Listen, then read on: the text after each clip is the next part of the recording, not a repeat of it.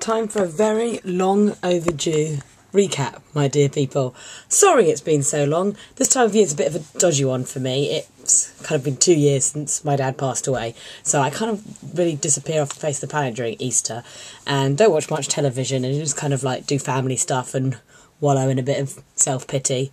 I have been entertaining myself with a few new things. I was introduced to Adventure Time, which is the most surreal thing in the world. Every episode has a moment that I go, just no. And I want to know why Lady Rainicorn speaks Korean, because I lived in Korea. And so every now and again she says something and I go, I know what you're saying, but why are you speaking Korean? No one speaks Korean in a Western cartoon. It's insane. It truly is. I'm currently completely obsessed with a King Worm character. I just like the weird vibrating nom nom nom nom nom nom noms and the no worms on the bed. I'm a little bit obsessed with that at the moment. It may be my ringtone. But apart from that and the disappearing off the face of the planet, I've started working on a supernatural project for A10 in the making a dress kind of depicting scenes from the TV show. I've done a load of Doctor Who art that I must get onto my Etsy account. And I'm also currently completely obsessed with a television show called Cult. It's absolutely fantastic. I may have talked about it before, but I adore it. And now I'm working on an art project on, for every episode I'm trying to do a painting based on kind of the iconography and kind of some of the events in the episode. It's fantastic. I love Cult so much. I've tried some other new things. I tried the first episode of Bates Motel, which I really don't know how to get on with it, because it's not set in the 60s, so it's not a prequel to the original version of it. It's kind of a prequel to if it was happening now. But because it's the middle of the nowhere America, you can't really quite tell when now is, because they look like it could be from the past because of the dress sense and the hairstyles, but then they'll use a mobile phone in it, and you'll be like, well, it's clearly not the past. It's clearly now, they just look in the past, so therefore it's a modern reimagining of what a prequel would be if Psycho happened now, or Psycho happened 10 years from now. It's a little bit darker than I expected. Now, I like a dark show. We all know I'm a fan of things like Spartacus and Dexter and American Horror Story. Dark doesn't bother me. What does kind of get my up a bit is when in the very first episode on a TV show about the deconstruction of a boy and how his relationship with his mother eventually turns him into a killer is a rape scene. Just there. You're like, where did that come from? I don't need to see some woman being raped across a table in the first 15 minutes of a brand new television show. Nothing kind of makes you go, whoa, calm down. Murders and plots and, they didn't need Dexter being one of the harshest shows and one of the most compelling shows out there. Didn't need to start off with how shit these characters' lives are, because the woman gets raped on a table in 5 minutes of her moving into her new hotel. And it's like, oh, come on, people. I know they're trying to do it for shock value, but sometimes it's too much, especially when you're used to kind of network television where you don't show those kind of things. Those are the kind of things you normally save for movies. And then generally, it's the kind of thing I skip. I'm not comfortable with it. I don't find any enjoyment from it. I certainly don't really see why it needed to be so harrowing in the first episode. They didn't actually have to show it.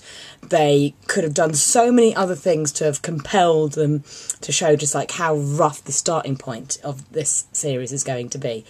And then the thing that surrealed me out after I got over the horrible rape scene 15 minutes in is Norman Bates finds a sketch pad in his room, and he's like, oh, I found him. And he starts flicking through the images, and they're hand-drawn sketches of people being tortured, of women crying because they've been abused and all being punching themselves with needles. But the thing that really got me is they're all drawn in manga style. Now, we all know I'm a huge manga fan, but it clearly can't be set in the past, because I'm not entirely sure what Japanese artist would be living in a abandoned hotel or motel in the middle of rural America nowhere land. And also the manga is very much of a style that's a very modern style of manga, so it's definitely nowadays artists. And I still don't get random hotel in the middle of rural America that looks a bit backwards anyway, with hillbilly rapists and you know, everybody having 1960s hairstyles. I don't get why the artwork is a manga. I get if it had been comic book art, because America is, you know, home of like Marvel and DC. I could have got like kind of more comic-y, but I don't get why the image is a manga. It's really thrown me. I'm not entirely sure how they're going to explain this one. And in all honesty, this series did not have to be anything to do with Norman Bates. It could have easily have been a show about a father, well, he's dead, a son and a mother moving into a motel to start a new life, and then finding out that a load of shit has happened in this hotel, like torture and, like, I don't know, captivity and murder and stuff, and then how it will affect their relationships when they're already a bit unstable from what they've gone through, to the fact that this boy, like, will develop into a character that is, you know, it did not have to be based on Psycho in the slightest. It's like the only reason it even relates to Psycho is by the fact that two characters are Norma Bates and Norman Bates, and they now run a motel. Apart from that, absolutely no point in this kind of modern day reimagining prequel to a thing that's already happened 60 years ago. It's just silly. Saying that, I'm probably going to continue watching it because I do like the slow deconstruction of the human mind and soul, and how much kind of like you can throw at people before it just starts turning them into like the products of what's happening around them. I love a haunted house stroke murder house mystery. I just don't like rape scenes in the first 15 minutes of it, and I'm thrown by this manga book thing. The other thing that I've just downloaded that I'm going to start watching is the Hannibal series, which again is another show that I'm not entirely sure what the point is. I've watched the first 15 minutes of it, but I was too tired to continue and thought this is definitely a show that needs my attention. But I don't know how it's related to Hannibal, because there's been enough movies to kind of do, you know, Hannibal through his capture the Red Dragon stuff, to his part as Silence of the Lambs, to Hannibal when he's, you know, he's off doing his own thing. They've done the prequel of, like, the young Hannibal and how he turned out to be what he was.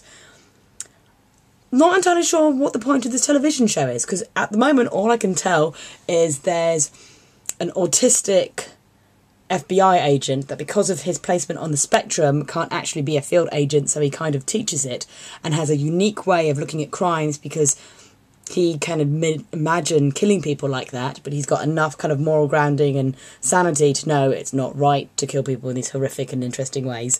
So therefore he kind of just analyses it, but at the same time he's not entirely like Corpus Mentis. It's kind of like Perception, but even darker. And Perception was brilliant, and Perception didn't even like, you know, it was original. It didn't try to copy other things. It wasn't a prequel or a sequel or an inspired by or a based on thing. It was just, you know, Will from Will and Grace being a mental professor who had agoraphobia and a load of other, like, problems that meant he wasn't really functioning in society, but his wonderful mind could solve